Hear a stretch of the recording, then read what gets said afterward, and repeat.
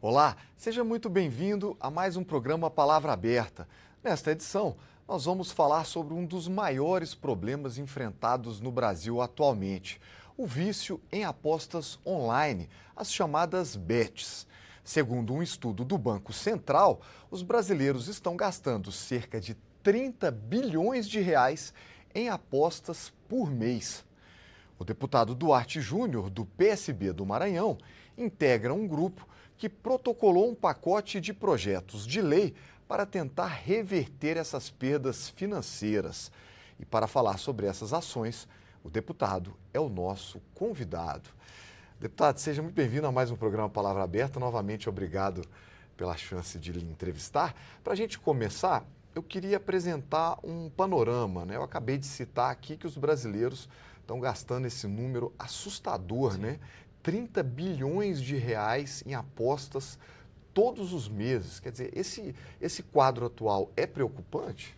Primeiro, é um prazer estar aqui com vocês mais uma vez, sobretudo para falar sobre um tema que tem, essa entrevista, um caráter, sobretudo, pedagógico, de alertar as pessoas. Esse vício de apostar, isso é um caso clínico, chamado ludopatia, que inclusive a Organização Mundial de Saúde já identifica esse diagnóstico como algo realmente preocupante. Um outro dado importante diz respeito ao valor que vem sendo apostado e quem aposta.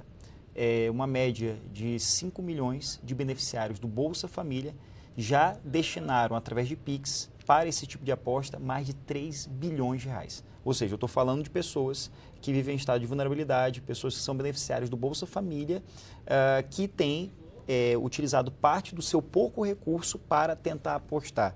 É por essa razão que nós apresentamos esse pacote de medidas que vai desde a proibição da publicidade até impedir que pessoas que exerçam cargos públicos possam ocupar funções de sociedade nessas empresas que trabalham com apostas, até uma espécie de poupança forçada para garantir que essas pessoas, ao perder o seu recurso, elas possam ter um mínimo de condições de combater esse superendividamento e ter uma sustentabilidade melhor.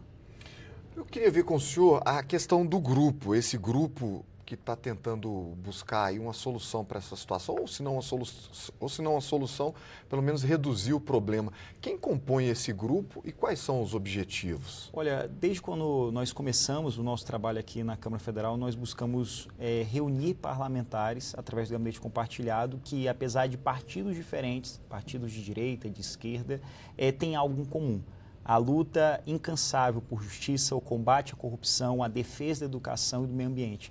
E esses parlamentares, além da minha presença no gabinete compartilhado, tem o Pedro Campos, a Tabata Amaral, a Camila Jara, a Duda Salabert e também o senador Alessandro.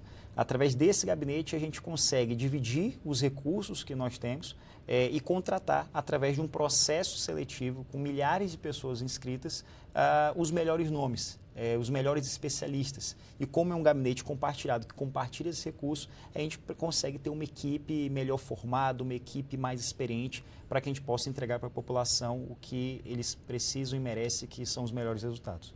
Bom, os senhores estão apresentando alguns projetos de lei. Eu acho que seria importante a gente falar um pouquinho sobre cada um deles, do impacto que isso pode acabar trazendo.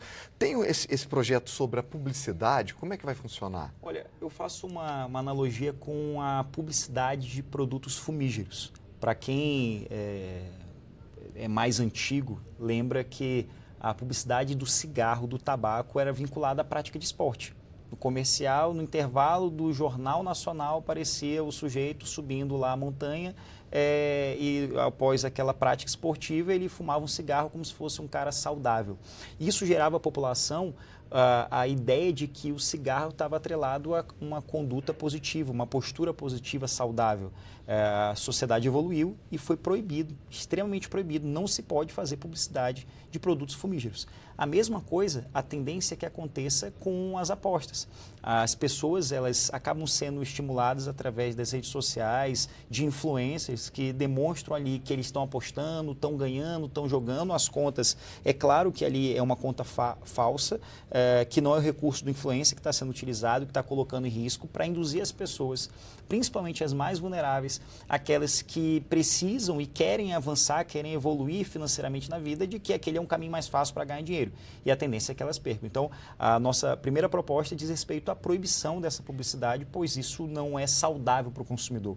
Ninguém contrata para ter prejuízo. A lei civil brasileira, as legislações brasileiras, elas são claras ao afirmar que ninguém contrata para ter prejuízo, por isso é importante que a gente proíba esse tipo de publicidade.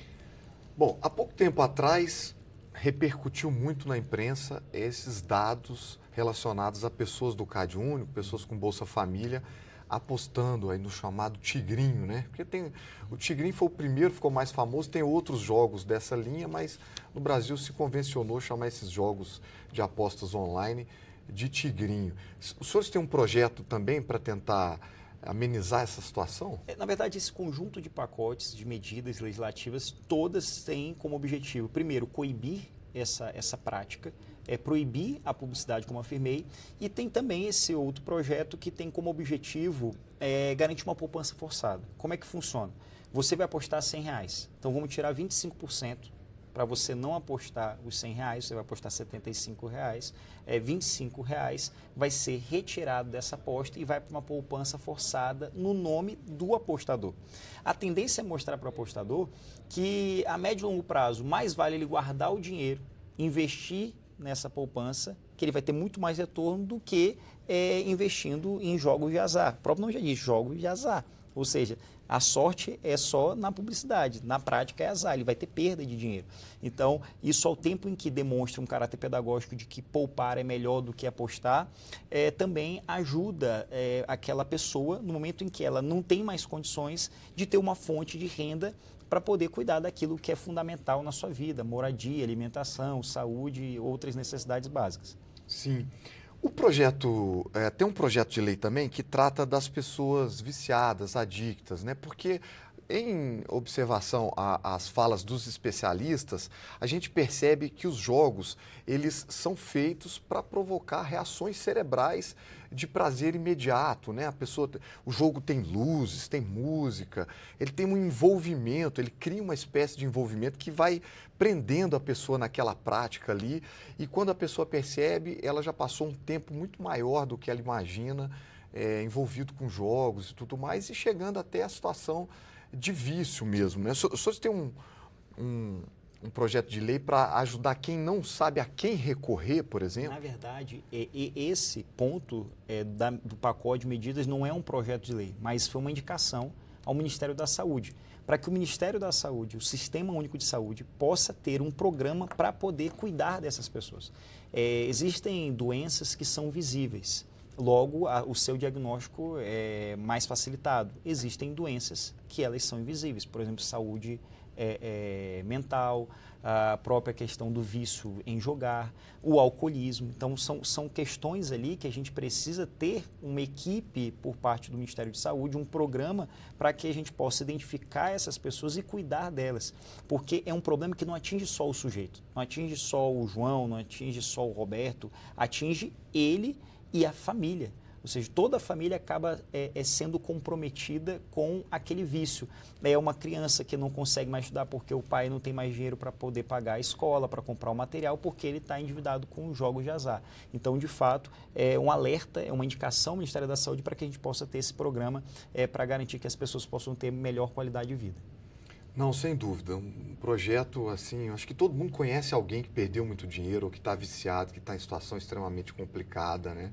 Eu acho que no Brasil hoje, eu falei na abertura do programa, acho que é um dos maiores problemas que a gente tem, essa questão do vício em apostas online, repercutindo em supermercados vendendo menos, enfraquecimento do comércio, endividamento das famílias, problema muito grave. Então, desejo muita sorte aos senhores aí nessa batalha que a gente sabe que é ampla, né? Com certeza. Eu que agradeço a oportunidade e faço aqui o alerta para que as pessoas elas possam compreender que isso não é bom.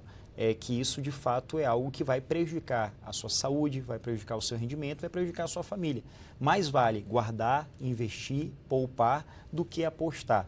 Se apostar fosse a tendência de ganho fosse maior do que perda, a gente teria um Brasil repleto de milionários. né? Então, de fato, é importante que se tenha esse alerta e se busque mudar esse tipo de postura, por essa razão que nós apresentamos essas medidas. Deputado Duarte Júnior, muito obrigado pela entrevista. Eu que agradeço. E o nosso programa está chegando ao final. Para você que está nos assistindo pela TV, obrigado pela sua audiência. E para você que está nos acompanhando pelo YouTube, aproveite para se inscrever no nosso canal. Muito obrigado pela sua companhia e até a próxima.